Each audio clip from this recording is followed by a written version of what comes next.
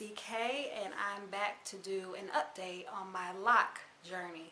So it's been about 5 weeks or so, and it has been an ordeal, y'all. Naturally, I have very dense hair, but it is no real curl pattern there. It kind of just goes straight out from my head.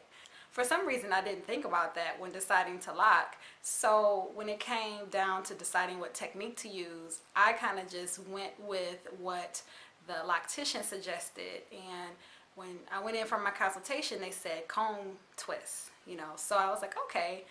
And we did that the first time, and it looked cute, but it did not last at all. And she had me come back 3 weeks later, and it was pretty much she had to do it all over again. So I was kind of disappointed. I mean, I know the locking process takes, you know, a long time for some people. So I just kind of was like, okay, it's going to take longer for me. But at the same time, I mean, the technique is where it's at. If it's not a good technique in the beginning, so, you know, then it's going to be even worse. So when I went back after initially getting my hair done, it was 3 weeks later, and the comb twists were completely gone. So she redid the comb twist because she thought maybe it was the product, and I don't know any different. So I was like, okay, cool. We tried a harder gel, locking gel. It actually worked. It kept the curl, but there was no real locking starting after the 2 weeks. And when she washed it, it pretty much, for the most part, came out. Some of them, well, I'll say this, the parts were still there, so that was progress, but she just thought that that technique wasn't going to work for my hair. So the appointment I had this week, she tried interlocking. So she did 2-strand twists, and then she did the interlocking process on there.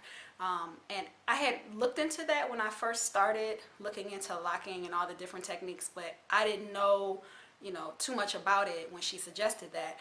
But, you know, I thought she was the professional one. She's used to this type of thing. She's had clients with soft hair, you know, successfully have, you know, locks after however long it took. So I was like, okay, cool. So this is where it's at as far as interlocking. So I don't know, you can see it. So she just 2-strand twisted and then used a little hook attachment, I guess, to interlock some of the hair. I actually feel like this is probably the best way for me to start when I looked at it, and I looked into it just because of how straight my hair is. It really, I'm not into, at least right now, I'm not into free-form locks, so I kind of wanted a little bit of maintenance. It doesn't have to be completely neat. So I think this process might be what works. Honestly, if it doesn't work, I probably will like not continue this journey just because it might not be for my hair, at least not right now. You know, curl patterns may come, I don't know, but right now it's just a wait and see type of thing. Like I'm sure with everybody, when they first start, I'm gonna look for the budding and the puffing and to see what it really does. I'm not gonna wash it. I'm gonna let her wash it to see what happens. So I'm gonna make my next appointment when I think I should go, at least 2 weeks. So that's pretty much where I'm at. I'm not losing confidence.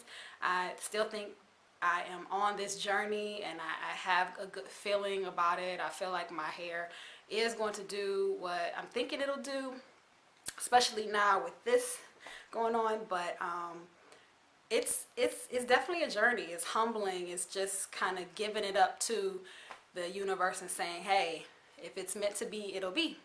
So I'll give you guys a little look at my hair.